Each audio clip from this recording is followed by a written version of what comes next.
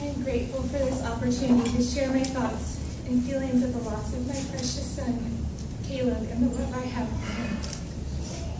I've been asked to share with you my journey, a journey some of you may know of. I came to meet Lisa Hayes on a sunny Mother's Day in 2012 at the burial site of our sweet children. She and I had a special connection. She knew the immense loss I felt intimately. Lisa was so lovely and kind to me that day and offered me her phone number and asked me to call her should I need to talk. We were two women brought together because of our sons, Luke and Caleb. I should have called Lisa sooner, but it took 9 months before I was able to call. Lisa was pregnant. I felt in some way that if I spoke to her, my loss might affect her little baby. Also, the pain was just too much, and it would not allow me to share or express my feelings. Once I did get the courage to call, we met at a Starbucks, and we talked for a while. During our time together, she explained that she had a gift, a box that would contain items to help me remember my son.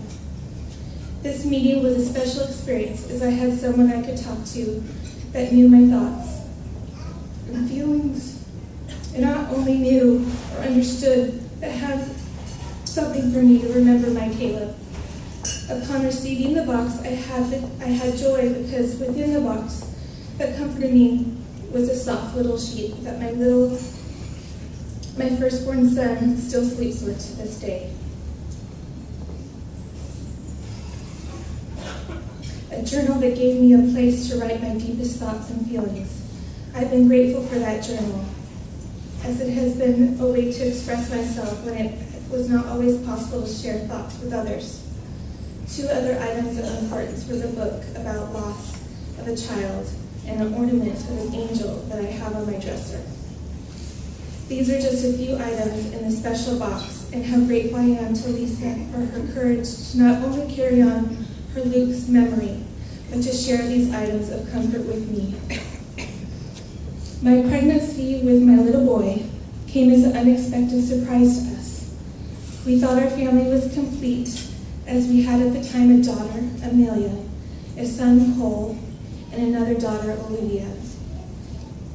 Although he was a surprise, we could not have been more happy to welcome another little bundle of joy into our home and into our family. We made plans and looked forward to the future with this little baby. Cole was so excited to teach Caleb how to ride a bike and throw a ball. Amelia, my oldest daughter, would sing to Caleb, and we would watch him roll around in my belly. The kids loved singing to him. He was such a wiggle worm, especially during his daddy's Sunday school lessons at church. He loved his voice. Caleb knew our family, and we knew him. He brought so much love to my heart. I prayed daily for him. I was so proud of him. I took pictures weekly and documented his life while he grew inside of me. We were so excited for our future of our little boy. We had it all planned out. On Saturday, March 24th, 2012, at 5 a.m., I felt him move the way he always did. And by noon that day, I no longer felt his wiggling kicks inside of me. I knew something was wrong. We called the doctor, and they asked me to come in right away to check on me and the baby. My husband Benson and I knew on the drive to the hospital that something was wrong. We tried to be positive, but in our hearts we knew something was not right. Upon arriving to the hospital, we came into a room, and immediately the nurse made an attempt to find his heartbeat. She was unable to do so and proceeded to call in the doctor. The doctor said the worst 5 words a mother can hear: "I can't find a heartbeat."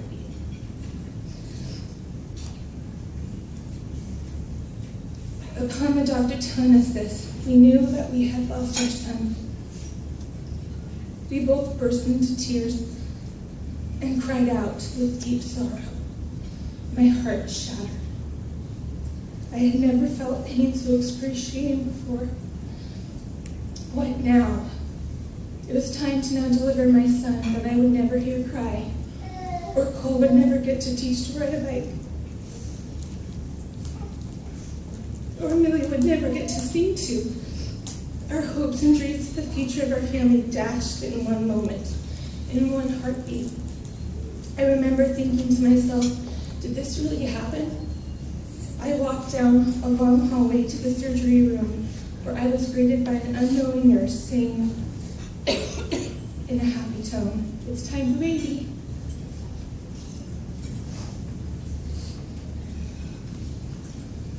After he was delivered, I saw my baby bundled up under what would have been warming lights, but the lights were turned off and cold. He was 5 pounds and 2.7 ounces, 19.5 inches long. He was beautiful and perfect. The doctor said he died due to his umbilical cord wrapping around his neck 4 times tightly, and was also twisted by his abdomen, and thus his oxygen and nutrients were unable to get to his little body. I asked the anesthesiologist, who had suffered the same great tragedy a year earlier,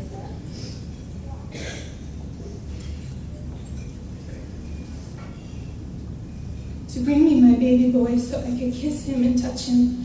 His cheeks were warm and pink. He smelled so good. He was perfect. As I kissed him, I had an overwhelming warmth come over me. I clearly felt him in the room with me. He was with me and making sure I was okay. He loved me, and I was and am his mommy. Caleb came with me to the hospital room where he and I were alone until I was joined with my husband. He was bathed by a sweet and loving nurse, and I was able to change his first diaper. He had a full head of thick, dark hair, 10 chubby fingers and toes, dark eyes, Amelia and Benson's eye shape and eyebrows, Cole and Olivia's nose and chin, my ears and lips, and a cute little birthmark by his left eye. Handsome, just like his daddy. Benson and I spent hours holding and snuggling his beautiful body. He looked just like he was sleeping. I prayed that he would cry. He did not. I wrote this letter to Caleb shortly after his passing. I held you in my arms. I marveled at your beauty and felt your sweetness around me. I kissed your face, your hands, and your toes. I memorized every part of you. I finally got to see you, though I already knew you for 9 special months. I loved you with everything I had, and I will love you forever and ever. I miss you so much, my angel son. During this time, we received some tender mercies, such as a blessing given to me from the bishop of our church before I gave birth. My dear friend, who is a photographer, came and took priceless pictures of Caleb. It was not our intent to have photos taken of our sleeping son, and it was really the last thing we thought of, but we were so grateful for those pictures and memories. I get to look at them every day. Another tender mercy we received came through a symbol, and the symbol came in the form of a star in many ways. From being wrapped in a soft blue and white star blanket after his birth, his cute nursery was decorated in stars and moons, and we still know he's watching over us from the sky. And even though he has passed, his light shines.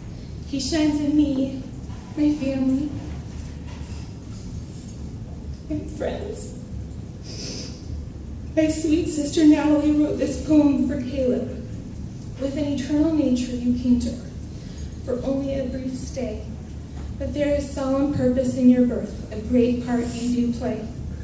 Much joy resulted with the news of your creation, for you are indeed noble and great. You stood with the Savior from the earth's foundation and chose his path straight. Your precious spirit, you still shine upon your family. You're part of the plan divine, teaching us to live freely. To not have you in our arms, Caleb, is counted but a loss. So when we feel that you are far, we will remember that your crown came without the cross. and ever you will be our shining star. A few days later, we were discharged from the hospital, going home with empty arms, while other mommies and daddies were strapping their newborns into their car seats right beside us. The drive home was solemn, painful, emotional, and physically hard. As we pulled into the driveway of our home, I saw dozens of white ribbons tied to our trees in our yard. My sister Jennifer, Caleb's aunt, came out of the side door of our home to meet us. She immediately embraced me and cried tears of love and sorrow. Our home was cleaned. Flowers were all throughout the house, as well as cards from family and friends. My heart was full of gratitude for these people and tender mercies. There was a quiet peace in our home. Meals were brought in to our family by sweet friends from church. Love and condolences flooded in. The day before the funeral, Jennifer, my sweet sister, and two of my closest friends, Tara and Adrian, went to dress and prepare Caleb for his burial. It was a special time.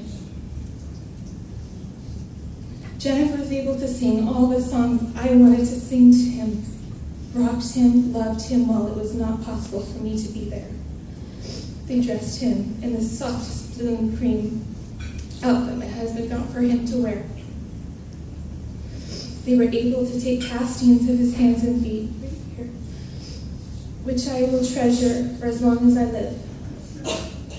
My sister was there for me as I laid in bed, healing physically and writhing in deep sorrow. On the day of the funeral, we walked into the funeral home and saw all of my 8 sisters and brothers together from all over the country, holding hands in unity to greet us. Me, my husband, and 3 children went in to see Caleb as a family. My children snuggled him and kissed him. They asked questions about their little brother, who looked like he was just sleeping. They each placed a little stuffed animal of their very own inside his cradle, as I prefer to call his casket, so he would have something special from each of them. After everyone left to go to the graveside, Benson and I stayed to say our last farewell. I sang him, "You are my sunshine," kissed his face, cheeks, forehead, fingers, beautiful dark hair. I tucked him into the soft blanket like I do my other children. It was so hard to let go. I didn't want for him to be alone, to be in the dark. I remember thinking he cried, "Please don't be dead." They sealed his white cradle, and my heart shattered again. 1 year later, as I thought back to this time, I wrote, the day you went home to our God, I'm so grateful to have gotten to feel you, to hold you, to kiss you, and to say, until we meet again, thank you for choosing me, for wanting me as your mommy. After the funeral, my grief was all-consuming. For a long time, I would have dreams that Caleb was crying in the bassinet beside our bed. In the dream, I would reach for him only to find the bassinet empty. He still cried, but I couldn't find him. I searched the house to find him, but no baby, no Caleb. I was in a living nightmare. I would see babies and cry. I would see pregnant women and envy them. But at the same time, I'd be so very scared for them and their little babies. I wanted to warn them of what could be. Someone wrote this poem, but I made it mine. And I did it during a very difficult time. In my dreams, we meet. I hold him, never put him down. We gaze into each other's eyes, each different shades of brown. I feel the strong beats of his heart and stroke his warm, plump cheek. I sing and rock him back and forth, and not a tear does leak. Visitors come bearing gifts and smiles to hold the sweet baby boy. Daddy, brother, and sisters are happy and proud. He is our newest bundle of joy. But when my slumber is over, it is much to my surprise. It was all a dream, of course, a dream. I never got to see him open his eyes. I was also fearful that I would lose my 3 children I was blessed to have at the time as well. More than anything, I felt and still have feelings that I failed him, that it was my fault. I should know that this is not the case, and that I took the best possible care of Caleb, but it is a struggle for any of us who have experienced this kind of loss. It was a depression, what I believe to be an unending despair, which lasted for almost 1 year, feeling as though the world and my fears were pressing the life out of me. I had one specific event that helped me, that allowed me to start on the path of healing. On the year anniversary of Caleb's death, several of my close friends gathered with me at Caleb's grave. All of us spent time writing down what we loved and what we know about Caleb. Not only did I write these special messages, but my friends did so as well. I had the opportunity to read all the sweet messages that were written about my son and about me. I was so deeply touched, and it was at this time that I understood that I was not going through this alone, but that I had friends and family and my God with me to teach me strength and courage. That beautiful day, we brought balloons filled with helium and added these special messages to each of the balloons and let them go up into the sky. It was a very healing experience. I contemplated that experience and realized that although I had lost my beautiful little Caleb, I had also 3 wonderful children that needed me too as their mother. I had a decision at that time that seeing how healing it was to have my friends near me, I knew that I needed to seek help in specific ways. I sought out a professional therapist, participated in message boards and a baby loss group here in Austin.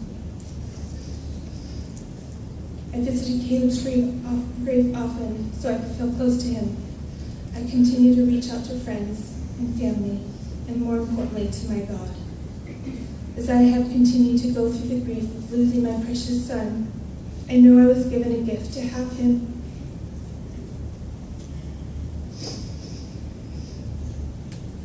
For the time we shared, to know him, to love him, and feel his sweet kicks. Even though I'm still angry and heartbroken, he is not here with my family now. He was needed for a greater purpose, and I know I will see him again. I would like to share one story with you that clearly illustrates my understanding and feelings of the loss of a child. The analogy was written by author Stephen Callis. The loss of a child changes you. It changes your marriage. It changes the way the birds sing. It changes the way the sun rises and sets. You are forever different. You don't want to get over it. Don't act surprised. As awful a burden as grief is, you know intuitively that it matters. That it is profoundly important to be grieving. Your grief plays a crucial part in staying connected to your child's life. To give up your grief would mean losing your child yet again. If I had the power to take your grief away, you'd fight me to keep it. Your grief is awful, but it is also holy. And somewhere inside you, you know that. The goal is not to get over it. The goal is to get on with it. Profound grief is like being in a stage play, wherein suddenly the stagehands push a huge grand piano into the middle of the set. The piano paralyzes the play.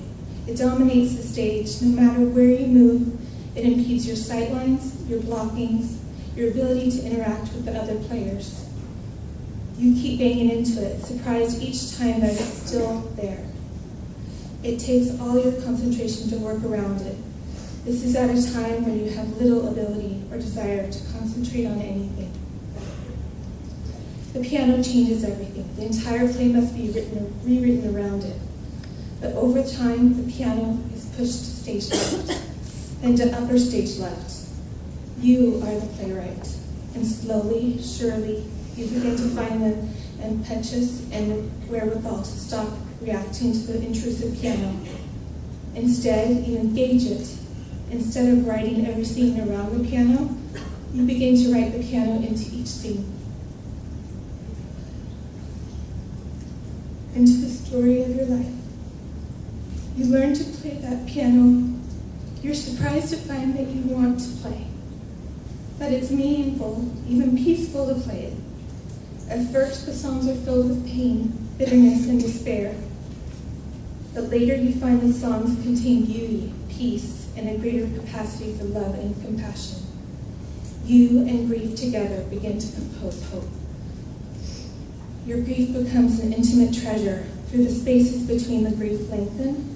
You no longer need to play the piano every day, or even every month. But later, when you're 84, staring out the kitchen window on a random Tuesday morning, when you're 84, you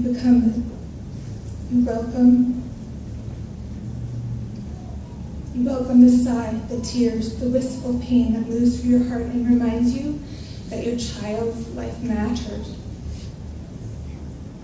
You wipe the dust off the piano and sit down to play.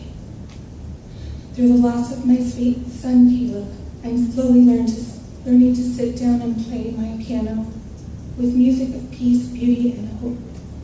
He is my fourth child, a part of my forever life and my forever family. I am so grateful to people and friends like Lisa and her courage and ability to honor her son Luke through the song, by offering comfort to grieving families.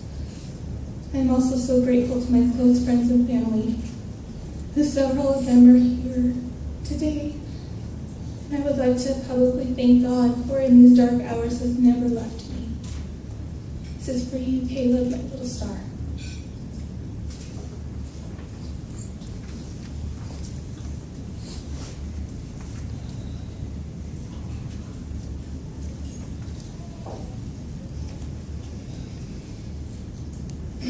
That was amazing. Thank you, Heidi. Thank you for your courage and publicly sharing your story. Many of you may not realize this, but it's not uncommon for women to keep their lost stories private, or to keep it private. It's almost like a shameful embarrassment, I did something wrong type of feeling, and they won't publicly share or acknowledge their children.